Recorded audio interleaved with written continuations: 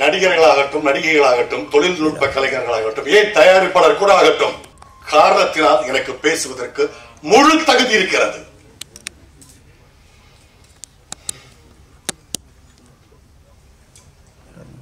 Cinema தொழில் பொழுதுபோக்கு தொழில் அல்ல. இது உழைப்பை கோரும் தொழில். இது அர்ப்பணிப்பை கோரும் தொழில். பக்கத்து தெரு மச்சான் சொன்னா, எழுத்த வீட்டுல இருக்கிற மாப்பிள்ள சொன்னா 30 வருஷமா சினிமால அசிஸ்டன்ட் டைரக்டரா இருக்கா, படம் எடுத்தா இங்க வித்துறலாம் அங்க, இப்படிலாம் வராதீங்க தயவு செய்து. திரும்பவும் சொல்கிறேன், இது அர்ப்பணிப்பை கோரும் தொழில், உழைப்பை கோரும் தொழில். இது பொழுதுபோக்கு தொழில் அல்ல. எத்தனை வருஷம் தெரியுமா அந்த பையன்? ஓகே, இந்த படத்துல நடிக்காட்ட கூட இப்படி ஒரு படம், இந்த ஒரு விஷயத்தை நீங்க வாங்கினா கட்டாயம் வந்திருப்பேன், பேசியிருப்பேன்.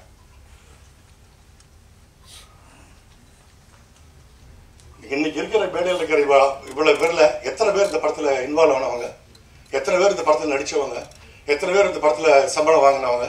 கிடையாது. ஏன்னா அவங்களுக்கு வேற வேற வேற வேற ப்ரையாரிட்டி இருக்கு. ஆனா இந்த டைரக்டருக்கு இந்த ஒரு படத்துக்கு போக முடியுமா? ஓகே, சோ பாலாஜிக்கு என்னுடைய வாழ்த்துக்கள்.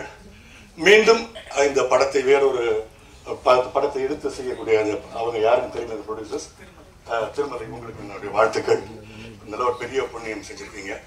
என்னுடைய அண்ணன்கள் இருக்காங்க, என்னுடைய அப்பாக்கள் இருக்காங்க, சினிமாவில் உள்ள அப்பாக்கள் இங்க இருக்காங்க, பெரியவங்க எல்லாம் இருக்காங்க. என்னால கண்ட்ரோல் பண்ண முடியல, அந்த அளவுக்கான ஒரு பெயின். இனி மேல் இது இந்த நமது தொழில் நிறைய படங்களுக்கு இது இந்த ஒரு அனுபவம் நடக்காம இருக்கிறதுக்காக கொஞ்சம் பார்த்துக்கோங்க. அதுதான் நான் உங்கள்கிட்ட கேட்கிறேன். கொஞ்சம் லேட்டா வந்தன்றதால ரொம்ப லேட்டா விட்டுட்டார் தம்பி. எல்லாரும் பேசி முடிச்சு நன்றி சொல்ற நிலையில என்ன விட்டுட்டாரு. நான் ஒரு சிலருக்கு நன்றி சொல்லி ஆகணும்.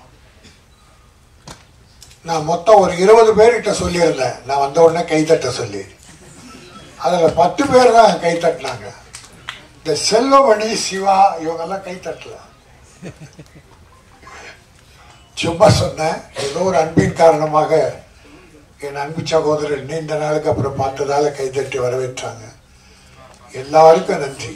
மனதால் வரவேற்ற அத்தனை பேருக்கு நன்றி. எனக்கு தொழில் ரொமான்ஸ்.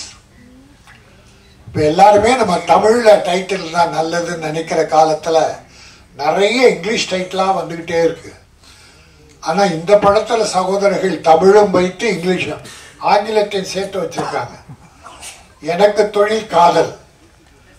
காதல் ரொமான்ஸ்னா காதல் எல்லாம், காதலை விட அடுத்தபடியா ரொமான்ஸ்னா டைரக்டர் சார் காதல் தானே, காதல் தான். ரொமான்ஸும் காதல் தான். எனக்கு தொழில் காதல் இப்போ ஒரு ஸ்டைலா இருக்கு, நல்லா இருக்கு.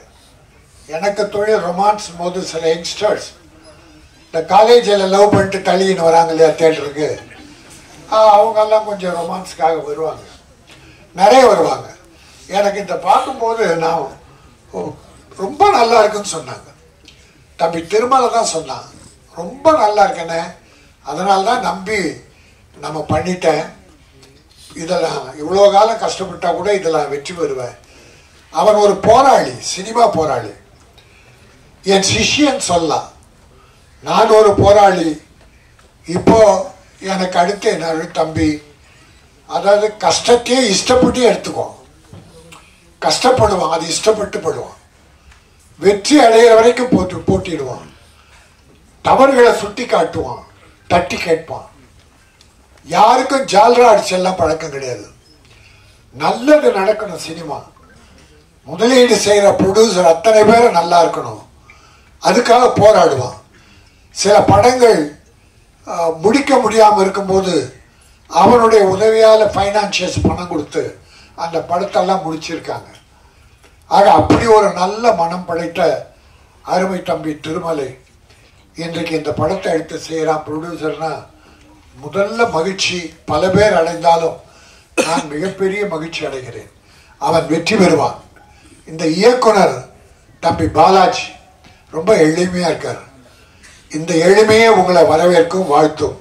காதலிக்க நேரமில்லைன்னு ஒரு படம், அற்புதமான படம், காதல் கலந்த காமெடி படம். அப்படி ஒரு படமா இது அமையும், மக்கள் ஏற்றுக்கொள்வார்கள். தம்பி திருமலை தன்னுடைய ஆதங்கத்தை வெளிப்படுத்தினான், வருத்தத்தை வெளிப்படுத்தினான். இந்த ப்ரொமோஷனுக்கு கூட ஹீரோ வரல, ஹீரோயினி வரல, வரணும். செல்லுமணி சில விஷயங்கள்லாம் சொன்னார். இந்த திட்டம்லாம் நாங்கள் போடுறோம் சார், இதெல்லாம் போடுறோம் சார், படம் எடுக்கும் போது எல்லாம் போடாமல் எடுப்போமா? ஆனால் அதை பிரேக் பண்ணுறவன் ஹீரோ, ஹீரோயினி, மற்ற சிலர் எல்லாத்தையும் பிரேக் பண்ணிடுவாங்க.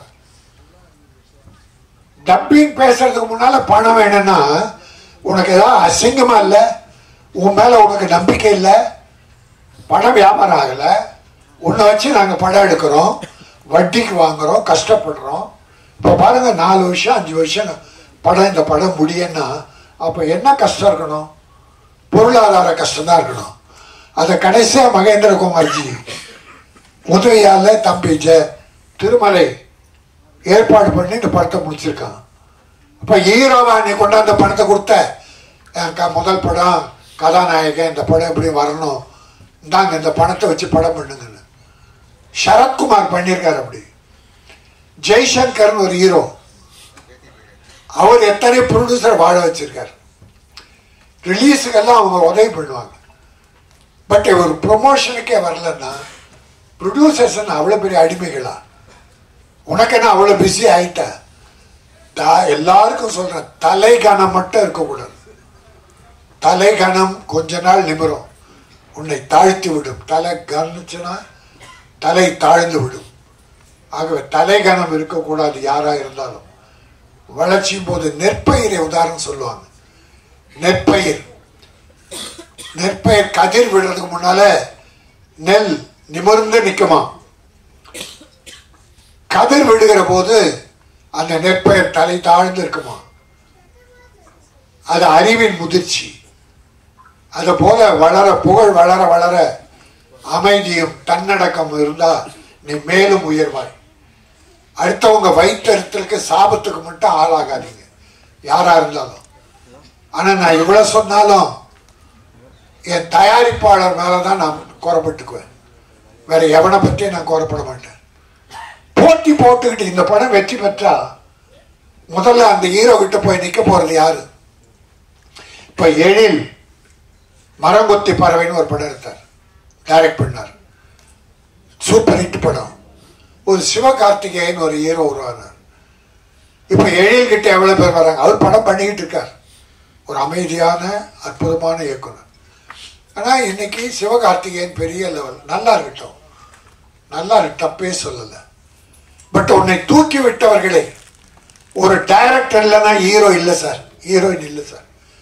டைரக்டர் அத்தனையும் தன் மூளையில வச்சுக்கிட்டு எந்த அளவு சிரிக்கணும், எந்த அளவு கோவப்படணும் என்பதெல்லாம் அவர் சொல்றதுதான் அந்த ஹீரோ செய்யணும்.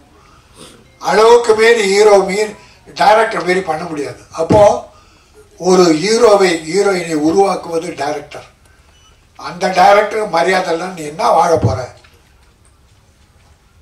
அது மட்டும் இல்ல, என் ப்ரொடியூசர் மேலனா ஒரு ஹீரோயினை இந்தியில தேடி கொண்டாந்து போடுறாங்க சார், தமிழ்ல கிடைக்கலன்னு.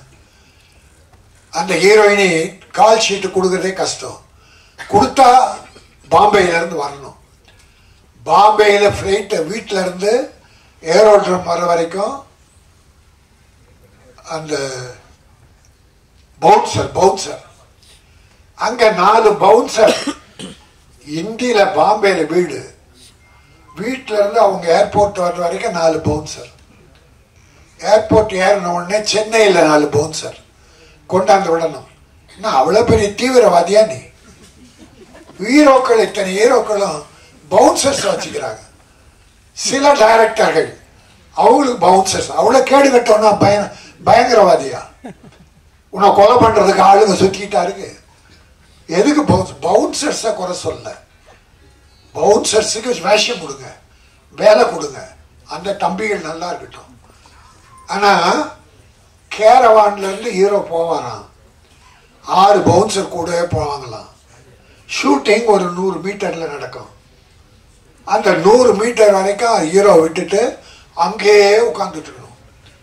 பிறகு அந்த பவுன்சர் ஹீரோ ஷார்ட் முடிஞ்சு கேரவன் வருவார். அந்த பவுன்சர்ஸ் வந்து கேரவன்ல உட்கார வைக்கணும். என்னங்கடா இது அக்கிரமமா இருக்குது. அவ்வளோ பெரிய தீவிரவாதிகளா நீங்க, உங்களை சொல்றதுக்கு ஆள் தேடிக்கிட்டு இருக்காங்க. ஆக ரொம்ப வேதனையான விஷயம். இதை செய்வது யார்? நம்மளோட ப்ரொடியூசர். நான் அவங்கள குறை சொல்ல மாட்டேன், எனக்கு வேணாம் அந்த ஹீரோ வேணாம் என்று சொல்ல தைரியம் இல்லையே. அவங்களால எத்தனை கோடி சம்பாதிக்க போறீங்க? படுற வேதனை அவ்வளோ பெரிய வேதனை. ஆகவே சில கஷ்டங்கள் ப்ரொடியூசர்ஸுக்கு பலர் செயற்கையா கொடுக்குறாங்க. இதற்கு தயாரிப்பாளர் சங்கம் தான் ஒரு முடிவை எடுக்கணும். திருமலை இங்க கத்தி பிரயோஜனம் கிடையாது. தயாரிப்பாளர் சங்கம் ஒற்றுமையா இருக்கணும். ஆந்திரா பிரமாதமா இருக்கு.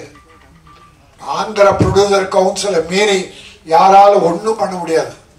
கேரளா பவர்ஃபுல் ப்ரொடியூசர் கவுன்சில் சொல்றதா நடக்கும். கர்நாடகாவும் அப்படிதான். நான் ஒரே ஒரு உதாரணம் சொல்லி முடிக்கிறேன். ஆந்திராவில் ஒரு வில்லனுக்கும் ஒரு ஹீரோயினுக்கும் ரெட்டு போட்டாங்க. ஒரு ப்ரொடியூசருக்கு டேட்டு கொடுத்து அந்த படத்தில் ஆக்ட் பண்ணாம அவரை விட்டுட்டு இன்னொரு படம் பெரிய ப்ரொடியூசர் டைரக்டர் படத்துக்கு போயிட்டாங்க. அந்த ப்ரொடியூசர் கம்ப்ளைண்ட் பண்ணார், என் படத்துக்கு தேதி கொடுத்துட்டு அந்த ஹீரோ வில்லனும் ஹீரோயினையும் வரல. ப்ரொடியூசர் கவுன்சில் அவங்கள ரெட்டு போட்டுச்சு ஆந்திராவில். 1 மாசம் படம் நடிக்கல, யாருமே கூப்பிடல. பிறகு 5 ரூபாய் 5 லட்சம் ஃபைன் பண்ணி அந்த வில்லனும் ஹீரோயினும் பணம் கட்டின பிறகு ரிலீஸ் பண்ணாங்க, நடிக்க ஆரம்பிச்சாங்க. யாரும் இல்லை, பிரகாஷ் ராஜ் என்கிற வில்லன், சிம்ரன் என்கிற ஹீரோயின். அப்போ அந்த பவர் எங்க போச்சு உங்களுக்கு? நம்முடைய வேலை செய்பவர்கள் அவங்க கிட்ட நம்ம அடிமையா இருக்க முடியாது. அந்த கட்ஸ் நம்ம ப்ரொடியூசருக்கு வேணும். அந்த கட்ஸை கொடுக்க வேண்டியது ப்ரொடியூசர் கவுன்சில். செல்லுமணி சொன்ன மாதிரி சரியா வரலையா, பெப்சி கிட்ட சொல்லி ஒத்துழைமை கொண்டு வாங்க. ஒரு ஹீரோ போடாத, கிட்ட போகாத, எந்த ப்ரொடியூசர் போகாத. 3 மாசம் முகம் வளர்ச்சி ஆகட்டும், மேக்கப் போடாம இருக்கட்டும், அப்புறம் அழ போறாங்க பாரு, வந்து வேஷம் கேட்பாங்க. ஆக எந்த ஊரில் தனிப்பட்ட முறையில் நான் யாரும் சொல்லலை. என் ப்ரொடியூசரை வேதனைப்படுத்திய எந்த ஹீரோ ஆனாலும் அவனை நன்மையாக கண்டிக்கிறேன். இந்த எனக்கு தொழில் ரொமான்ஸ் மிகப்பெரிய வெற்றி பெறும். மிகச்சிறந்த நகைச்சுவை காதல் கதை. அந்த படத்தை மக்கள், தமிழக மக்கள் மட்டுமல்ல, சினிமா பார்க்கிற அத்தனை பேரும் ஏற்பார்கள். அதன் மூலமாக ஒரு கதாநாயகன் மிகப்பெரிய வெற்றி பெறுவார். ஹீரோ ஓடுறாங்க. இப்போ அந்த ஹீரோ ப்ரொமோஷன் வந்திருந்தா இந்த டிவி, நம்ம கேமராக்கள் எல்லாமே அவங்ககிட்ட தான் இருந்திருக்கும். எங்கேயும் ப்ரொமோஷன் அவங்களுக்கு தான். ப்ரொடியூசர் யாருன்னா எடுப்பாங்க, டைரக்டர் யாருன்னா போட்டோ எடுப்பாங்க, கிட்டச்சாக மாட்டாங்க. ஒரு ப்ரொடியூசர் போய், சார் டைம் ஆச்சு, வாங்க வாங்க ஹீரோவை கூப்பிட்டா ஒரு கேமரா, சார் கொஞ்சம் தள்ளி நில்லுங்க, ப்ரொடியூசரை தள்ளி நில்லுங்கன்ட்டு கேமரா ஹீரோ எடுக்கிறான், ஹீரோயின் எடுக்கிறான். அப்போ இங்கேயும் பவர் யாருக்கு? உங்களுக்கு தான். உங்களுக்கு தான் ப்ரமோஷன். நன்றி மறக்காதீர்கள். என் நன்றி கொன்றார்க்கும் உய்யுண்டாம் உய்வில்லை, செய் நன்றி கொன்ற மகருக்கு என்று வள்ளுவன் சொன்னான். இன்னைக்கு நல்லா இருக்கலாம். ஒரு வாழை மரம், ஒரு தேக்கு மரம், ரெண்டுத்துக்கும் ஒரு வாதம் வந்தது. வாழை மரம் தேக்கு மரம் வாழை மரத்தை கிண்டல் பண்ணி, நீ ரொம்ப ஷார்ட்டா இருக்க, நீ விலை கம்மி, நான் தான் உயரமா வளர்றேன், என்னுடைய மதிப்பு அதிகம், நான் பணக்காரன் வீட்டிலெல்லாம் வீடுகளில் நிறைச்சி அழகுபடுத்துறேன் அப்படின்னுச்சு. வாழை மரம் சொல்லிச்சு, நீ வெட்டின பிறகுதான் நீ அழகு. உன்னை அறுத்து மரம் வளர்ந்த பிறகு தேக்கு மரத்தை அறுத்து பீரோ செய்கிறானோ என்ன பண்றானோ, பொருள் அழகே பொருள். ஆனா வாழை மரம் வாழுகிற காலத்திலே, வளர்கிற காலத்திலே வாழைக்காயாக, வாழைப்பழமாக, வாழை இலையாக, தண்டாக, நாராக அத்தனை பொருளையும் வாழுகிற காலத்திலே மக்களுக்கு கொடுப்பது அதுதான் சிறந்தது. அது மட்டுமல்ல, அது காலம் முடியும் போது 4 வாழை கன்றுகளை விட்டு விட்டு செல்லும். நம் மக்களுக்காக 4 வாழை கன்றுகளை விட்டு விட்டு அதை அழியும். அதை கல்யாண வீட்டில் மாட்டி வைப்பாங்க, கல்யாண அலங்கரிக்க. அப்படி வாழுகிற காலத்தில் அடுத்தவர்களுக்கு உதவியாக இருக்க வேண்டும். நீ வளர்ந்துபட்டு யாருக்கும் உபயோகமாக இருந்து புரோஜனம் மனிதனே கிடையாது. ஆகவே இந்த எனக்கு தொழில் ரொமான்ஸ் மிகப்பெரிய வெற்றி பெற வாழ்த்துக்கிறேன். நன்றி, வணக்கம். நிறைய பேர் காரசாரமா பேசிட்டு போனதுனால நான் உப்புசப்பு இல்லாம ஒரு வாழ்த்துக்கள் தெரிவிச்சுக்கிறது தான் இருக்கேன். பாலாஜி ரொம்ப நாளா பழக்கமான நண்பர். இப்ப சமீப காலமா ரொம்ப நெருக்கமா பழகிறதுக்கு வாய்ப்பு கிடைச்ச ஒரு நண்பர். நிறைய சிரமங்களுக்கு நடுவிலையும் போராட்டங்களுக்கு நடுவிலையும் அவர் அந்த படத்தை எடுத்திருக்கிறார். நம்ம தமிழ் சினிமாவில் பெரிய பெரிய இயக்குநர்கள் எல்லாமே சின்ன சின்ன படங்கள் பண்ண ஆரம்பிச்சுதான் பெரிய இயக்குநர்கள் ஆயிருக்காங்க. ஏன்னா அது மாதிரி இவரும் ஒரு சின்ன படத்துல ஸ்டார்ட் பண்றாரு. மிகப்பெரிய இயக்குநராக வர்றதுக்கு வாழ்த்துக்கள். இசையமைப்பாளர் நிவாஸ்க்கும் என்னுடைய வாழ்த்துக்கள். படத்தில் நடித்த அசோக் செல்வன், பாலாஜி தரணிதரன், விஜயவர்தராஜன், படகோபி இவர்கள் அனைவருக்கும் என்னுடைய வாழ்த்துக்கள். படம் வெற்றி அடைய என்னுடைய மனமார்ந்த வாழ்த்துக்கள். நன்றி, வணக்கம்.